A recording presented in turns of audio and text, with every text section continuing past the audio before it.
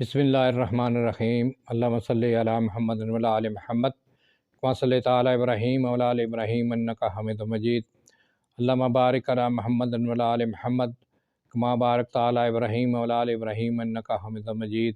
معزز سامعین کرام، السلام علیکم ورحمۃ اللہ وبرکاتہ۔ عبد الرحمن عوان سلسلہ سیرت نبی کے ساتھ آپ کی خدمت میں حاضر ہیں۔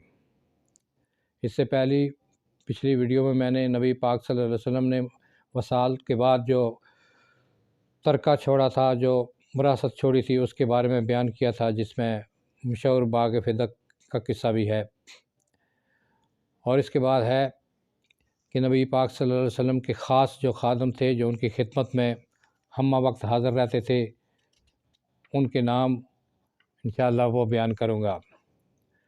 کاشانہ نبوت گو انور الہی کا مظہر تھا، تاہم اس میں رات کو چراغ تک نہیں ہوتا تھا۔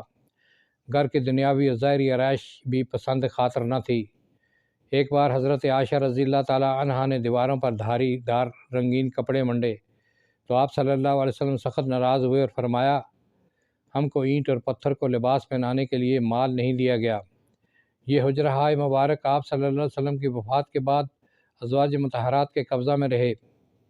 ان میں جب کسی کا انتقال ہو جاتا تو وہ حجرات ان کے اعضاء کی ملکیت ہو جاتا، جن سے حضرت معاویہ رضی اللہ تعالی عنہ نے اپنے زمانہ خلافت میں اکثر حجروں کو خرید لیا تھا۔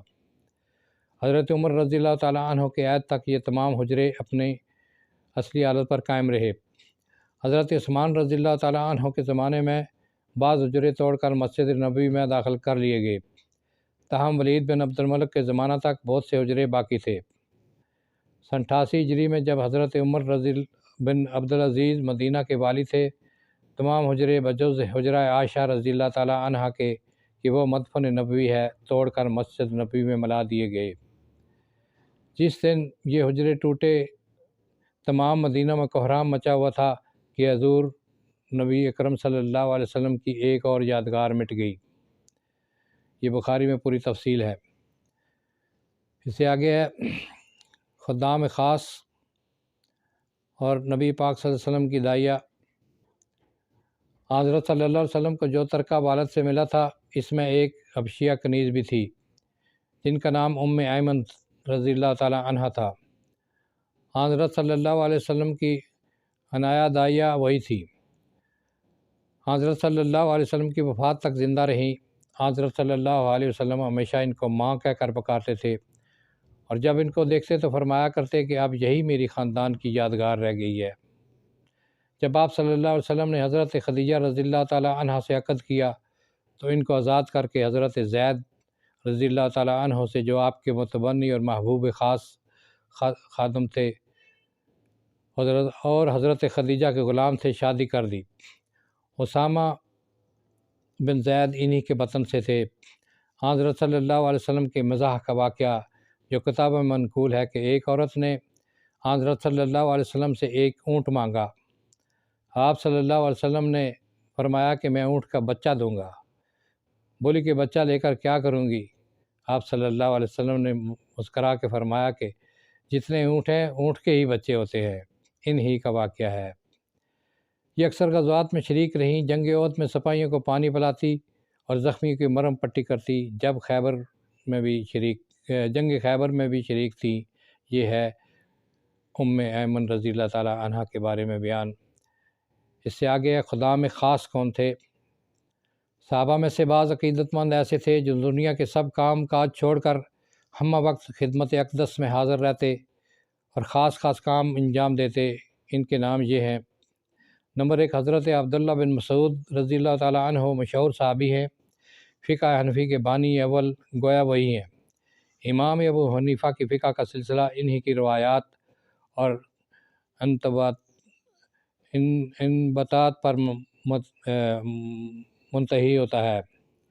مکہ معظمہ میں قرآن مجید کی اشاعت حضرت صلی اللہ علیہ وسلم انہی کی روایات اور انبطات پر منتہی ہوتا ہے۔ مکہ معظمہ میں قرآن مجید کی اشاعت حضرت صلی اللہ علیہ وسلم کے ابتدائی زمانے میں انہی نے کی۔ 70 صورتیں خود حضرت صلی اللہ علیہ وسلم کی زبان مبارک سے سن کر یاد کی تھی۔ یہ حضرت صلی اللہ علیہ وسلم کے رازدار بھی تھے، اور جب حضرت صلی اللہ علیہ وسلم سفر پر جاتے تو خوابگاہ، وضو اور مسواک کا اہتمام انہی کے متعلق ہوتا۔ جب آپ صلی اللہ علیہ وسلم مجلس سے اٹھتے تو جوتیاں پہناتے، راہ میں آگے آگے عصا لے کر چلتے۔ جب آپ صلی اللہ علیہ وسلم کہیں کسی مجلس میں جا کر بیٹھتے تو نالین مبارک اتار کر رکھ لیتے، پھر اٹھنے کے وقت سامنے لا کر رکھ دیتے۔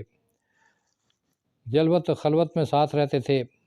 حضرت صلی اللہ علیہ وسلم کے اخلاق اور عادات کا نمونہ بن گئے تھے۔ نمبر 2، حضرت بلال رضی اللہ تعالیٰ عنہ۔ دنیا ان کو مؤذن کے لقب سے جانتی ہے۔ یہ حبشی نژاد غلام تھے، مکہ میں ایمان لائے تھے۔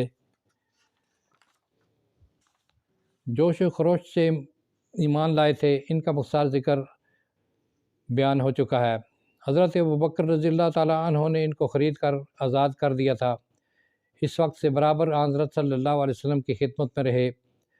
آپ کا خانگی انتظام انہی کے سپرد تھا۔ بازار سے سودا سلف لانا، قرض دام لینا پھر ادا کرنا، مہمانوں کے کھانے پینے کا انتظام کرنا، یہ تمام باتیں انہی کے متعلق تھیں۔ نمبر 3، حضرت انس بن مالک رضی اللہ تعالیٰ عنہ۔ انس بن مالک بھی آپ صلی اللہ علیہ وسلم کے خادم خاص تھے۔ حضرت صلی اللہ علیہ وسلم جب مدینہ تشریف لائے تو وہ نہایت کم سن تھے، یعنی بچے تھے۔ ان کی ماں خدمت اقدس میں ان کو لائیں اور عرض کیا، یا رسول اللہ صلی اللہ علیہ وسلم، یہ میرا بیٹا ہے، لائی ہوں کہ خدمت گزاری کرے۔ حضرت انس رضی اللہ تعالیٰ عنہ نے 10 برس تک آپ کی خدمت کی۔ لوگوں کے پاس آنا جانا، چھوٹے چھوٹے کام کرنا، وضو کا پانی لانا ان کے فرائض تھے۔ چونکہ ابھی کم سن تھے، ان کو کام کرنے نہیں آتے تھے، لیکن آپ صلی اللہ علیہ وسلم نے کبھی ان سے باز پرس نہیں فرمائی۔ تو آج کی ویڈیو میں یہیں پر ختم کرتا ہوں۔ اس سے آنے والی اگلی ویڈیو آپ ضرور سنیں۔ نبی پاک صلی اللہ علیہ وسلم کی شمائل، شکل و لباس، طعام و مزاج، طبیعت اور حلیہ اقدس مبارک کیسا تھا۔